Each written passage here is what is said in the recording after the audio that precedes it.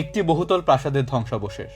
মাদারীপুর ২ আসনের ৮ বারের সংসদ সদস্য শাহজাহান খানের এই সাম্রাজ্য আজ নিথর। ৫ই আগস্টের গণরোষে পুড়ে যাওয়া এই দেয়ালগুলোই এখন পতিত যুগের সাক্ষী। শুধু ৯৬ সালের ফেব্রুয়ারি নির্বাচন ছাড়া বাকি সব নির্বাচনে তিনি এমপি ছিলেন। শাহজাহান খান এখন কারাগারে। পরিত্যক্ত এই চত্বর এখন স্থানীয় কিশোরদের খেলার মাঠ। দূর দূরান্ত থেকে মানুষ এখনো দেখতে আসেন এই ধ্বংসস্তূপ, যা এখন কেবল একটি পরিবারের পতন নয়, বরং আওয়ামী দুর্গের পতনের প্রতীক হয়ে দাঁড়িয়েছে। আওয়ামী লীগের ঘাঁটির কথা বললে সবার আগে যে এলাকার নাম মাথায় আসে সেটা হলো গোপালগঞ্জ। কিন্তু গোপালগঞ্জ ছাড়াও আরো বেশ কিছু এলাকা আছে যেখানে স্বাধীনতার পরে যতগুলো গ্রহণযোগ্য নির্বাচন হয়েছে সেখানে নৌকার ছিল একচ্ছত্র আধিপত্য। আমরা এরকমই ৩টা এলাকায় এবার যাব এবং আমরা ৩টা বিষয় জানার চেষ্টা করব। ১, সে এলাকার মানুষরা ঐতিহাসিকভাবে আওয়ামী লীগকে কেন ভোট দিত। ২, দীর্ঘদিন আওয়ামী লীগ ক্ষমতায় ছিল, এরপরে তারা আসলে কি পেয়েছে। এবং ৩, আর কিছুদিন পরে যে নির্বাচনটা হতে যাচ্ছে সেখানে আসলে তারা নির্বাচন নিয়ে কি ভাবছে, আওয়ামী লীগের অনুপস্থিতিতে যে নির্বাচন হতে যাচ্ছে সেটা নিয়ে তারা কি ভাবছে। আওয়ামী লীগ বিএনপির ভাই ভাই দানের শীষে ভোট চাই। পৌরবাসী আমরা সকলেই বিপুল পরিমাণে ভোট দিয়ে আমরা নাদিয়া আপাকে ধানের শীষে ভোট দিয়ে নাদিয়া আপাকে জয়যুক্ত করব। গতবার আমার ভাই নির্বাচন করছে, দলের স্বার্থে তার নির্বাচন করতে পারি নাই। আজ সে স্বতন্ত্র ক্যান্ডিডেট, সে জাহাজ মাকড়িয়া আসছে আমাদের মাঝে। কাজেই আজকে আমার নির্বাচন করতে কোনো বাধা নেই। এনাদের পরিচয় পরে জানাচ্ছি, তবে তার আগে চলুন ফরিদপুর থেকে আমাদের যাত্রা শুরু করা যাক। বৃহত্তর ফরিদপুরের আওতাধীন জেলাগুলোর অধিকাংশ আসনেই আওয়ামী লীগ অপরাজেয় থাকলেও বিএনপির হেভিওয়েট নেতা KM ওবায়দুর রহমান ফরিদপুর ২ আসনে ৫ বারের নির্বাচিত সংসদ সদস্য। আমি ওবায়দুর রহমান যে আমার নেতা ছিল, আমি তার ছাড়া কিছু বুঝিনি আর পরিষ্কার কথা। এবং তার মেয়ে দাঁড়াইছে, আমি দেব এবং আমার আনুষঙ্গিক যারা আছে তারাও দানের শীষে ভোট দিবে। সেই জনপ্রিয়তার উত্তরাধিকার নিয়ে তার কন্যা শ্যামা ওবায়েদ এবার নির্বাচনে ফরিদপুর ২ আসনে বিএনপির প্রার্থী। একজন লোক গরিব মানুষ, অসহায়, চিকিৎসা করতে পারতেছেন না, ঘরে পড়ে আছেন, যদি এসে বলতাম যে নেত্রী এই বিষয় আমাদের এলাকায় এই ঘটনায়, এবার একটা লোক অসহায় অবস্থায় আছে, ঘরে পড়ে আছে, উনি চলে আসতেন। রামনগর ইউনিয়নের বেশিরভাগ আওয়ামী লীগ বিএনপির সাথে জড়িত। সংসদ নির্বাচন নিয়ে প্রচারণায় ব্যস্ত থাকলেও গণভোট নিয়ে তাকে খুব একটা আগ্রহী মনে হলো না।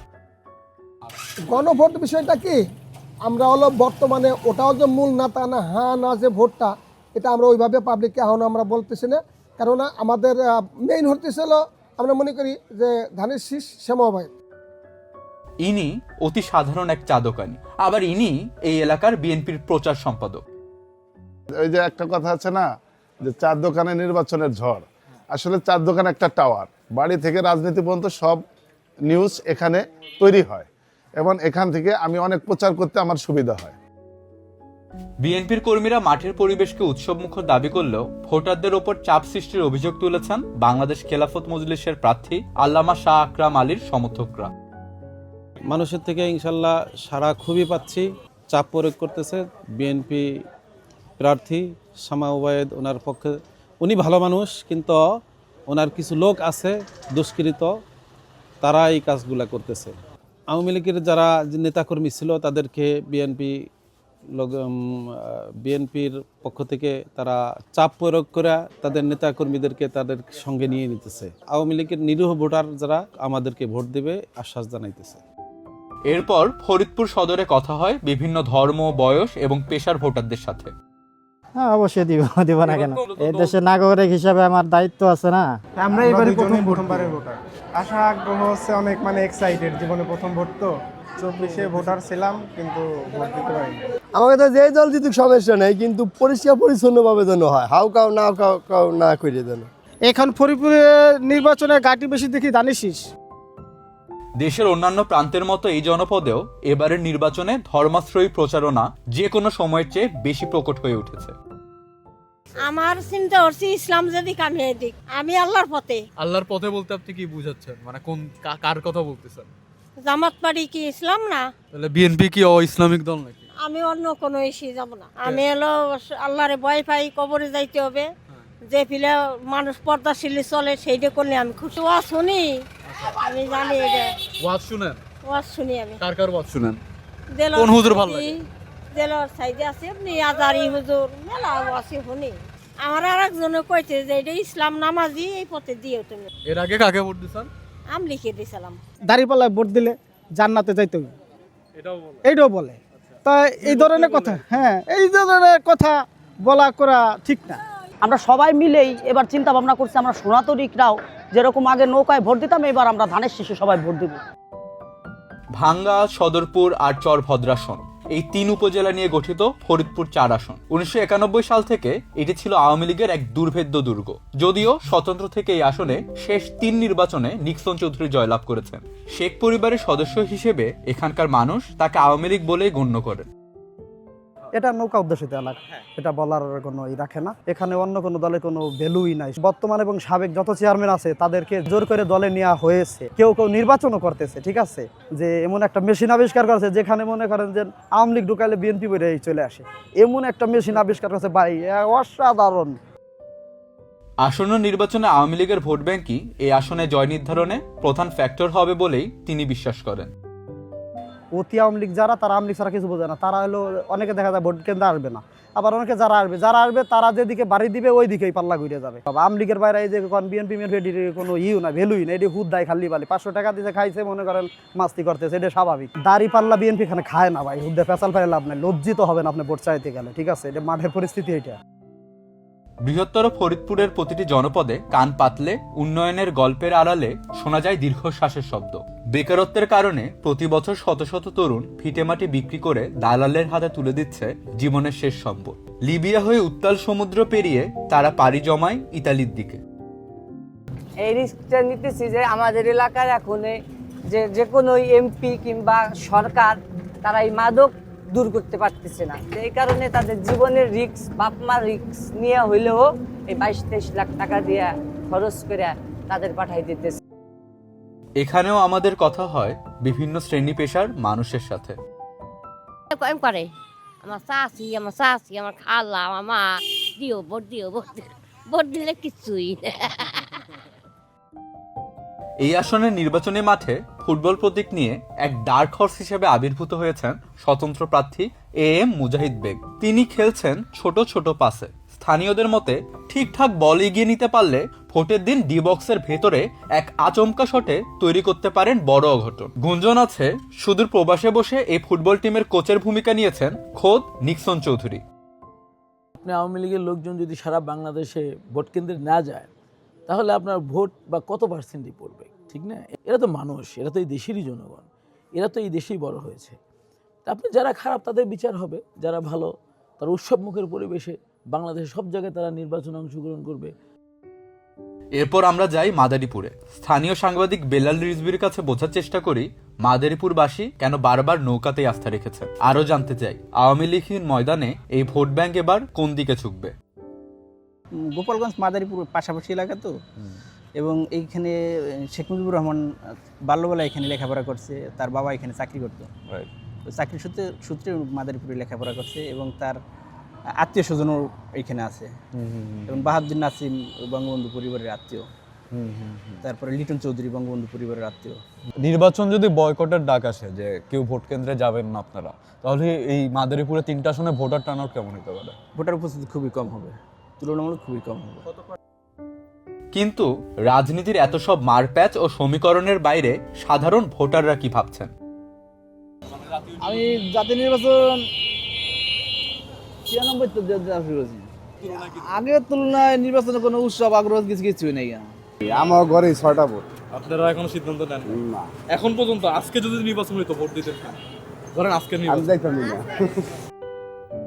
মাদারীপুরের জাফরাবাদ গ্রামে আওয়ামী লীগের প্রভাবশালী নেতা বাহাদুর নাসিমের পৈতৃক ভিটায় আমাদের দেখা হয় বর্ষিয়ার মুক্তিযোদ্ধা আব্দুর রহমান খানের সাথে। গণ অভ্যুত্থানে আওয়ামী লীগের পতন, ধানমন্ডি 32 নম্বর ধ্বংস এবং জামাত শিবিরের আকস্মিক উত্থান তিনি কিছুতেই মেনে নিতে পারছেন না। আওয়ামী লীগ যারা করে তারা কাকেও ভোট দেবো না। এবার টাকসুতে নির্বাচন সঠিক হয় নাই, 4-5 লাখ বোকরা বানাইয়া এরপর ইলেকশন করাইছে পুরুষ মহিলা হাজাইয়া। আমরা ভোট দেব না, নৌকা নাই, ভোট দেব না। 32 নাম্বারটা তো কারো বাবার না, ওইটা কারো বাবার, হ্যাঁ, ওরা হলো একটা স্মৃতি, ওরা ভাঙ্গা উচিত ছিল না। পরে ধরেন জুলাইয়ের 1 মাসে একটু গুলি চালানো হয়েছে এবং অনেক মানুষও মারা গেছে, এগুলো কি আপনার? গুলি তো আমলিগ চালায় নাই, আর আমলিগ অর্ডারও দেয় নাই। পুলিশের আইনে আছে জীবন বাঁচান ফরজ, সেই সময় কারো অর্ডার লাগে না। আচ্ছা, যে 3টা নির্বাচন পর পর আমাদের আমল হলো, এটা কি ভালো নির্বাচন হয়েছিল? খারাপ হয় নাই, ভোট পাই সরকার গ্রহণ করছে। যারা দোষ করছে হেরা জেলে ছিল, ভালো মানুষ জেলে ছিল না। এই এলাকার অনেক মানুষই আওয়ামী লীগ প্রশ্নে আব্দুর রবের মতোই ধারণা পোষণ করে। আওয়ামী লীগ তাদের কাছে যেন ভুল ত্রুটির ঊর্ধ্বে। আওয়ামী লীগ তো পলাই যায় নাই। পাকিস্তানে আমাদের এখন দেশ স্বাধীন হলো, রাজাকাররা আমাদের দেশের মা বোনের ইজ্জত অনেক মারছে। জামাতরা পাকিস্তানি লগে যোগ দিচ্ছে, যতই জামাতরা যতই যায় কিছু করুক, আমাদের ভোট জামাতে যাবে না। আওয়ামী লীগের এই ভোট ব্যাংক নিজেদের দিকে টানতে অন্যান্য রাজনৈতিক দলগুলোর কৌশল কি হতে পারে তা বুঝতে আমরা শুরুতে দেখানো ভিডিওগুলোতে ফিরে যেতে পারি। আমরা আগামী 12 তারিখে ধানের শীষে ভোট দিয়ে আমরা নাদিয়া আপাকে জয়যুক্ত করব। বিএনপি আওয়ামী লীগ, আওয়ামী লীগই বিএনপি। জয় বাংলা, জয় বঙ্গবন্ধু। এখানে প্রথমজন হলেন আক্তার খান, পৌর যুবলীগের সভাপতি, আর দ্বিতীয়জন হলেন কাউসার মেম্বার, সিনিয়র সভাপতি, যুবলীগ কুতুবপুর ইউনিয়ন। মাদারীপুর 1 আসনে সাবেক আওয়ামী লীগ সংসদ সদস্য নুরি আলম চৌধুরী লিটনের অনুসারী অন্তত 20 জন নেতাকর্মী সেদিন যোগ দিয়েছিলেন বিএনপির প্রার্থী নাদিরা আক্তারের সভায়। ইনি হলেন শিবচর উপজেলা আওয়ামী লীগের সহসভাপতি এবং শিবচর উপজেলা পরিষদের সাবেক চেয়ারম্যান লতিফ মোল্লা। তিনি এবং পৌর আওয়ামী লীগের সভাপতি তোতা খান সহ একাংশ কাজ করছেন জাহাজ মার্কা নিয়ে নির্বাচন করা স্বতন্ত্র প্রার্থী কামাল জামান নুরুদ্দিন মোল্লার পক্ষে। আমরা আমাদের যাত্রার ইতি টানব শরীয়তপুর দিয়ে। আগে ছিল আওয়ামী লীগের সংখ্যাটা বেশি, হ্যাঁ, আওয়ামী লীগের সংখ্যা বেশি ছিল, বিএনপির সংখ্যা কম ছিল, জামাত তো গণার বাইরেই ছিল। এখন এরপরে এখন যে নির্বাচনটা আইতেছে আইলো, আগে বিএনপির বেলায় আওয়ামী লীগের বেলায় বিএনপি সব আওয়ামী লীগ, এখন বিএনপির বেলায় আওয়ামী লীগ সব বিএনপি। এই গ্রামে আমাদের কথা হলো স্থানীয় সাংবাদিক নাহিদ হোসেনের সাথে। সাংবাদিকতার পাশাপাশি তিনি একটি ফার্মেসি চালান। আমাদের নড়িয়া উপজেলা স্বাস্থ্য কমপ্লেক্সে যাইতে যে রোডটা পড়ে একেবারেই বাজে অবস্থা ভাই। একটা ডেলিভারির রুগী এখান থেকে নিয়ে যাওয়া কখনো সম্ভব না।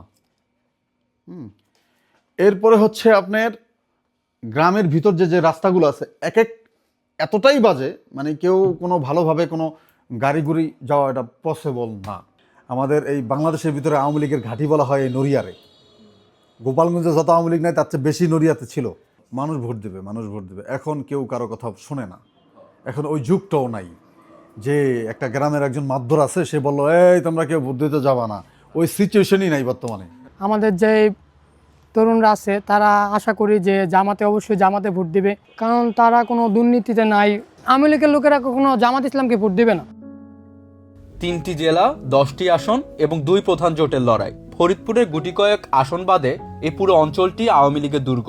আওয়ামী লীগের অনুপস্থিতিতে এখানকার আসনগুলো কোন দিকে ঝুঁকবে তাই এখন জল্পনা কল্পনার কেন্দ্রে।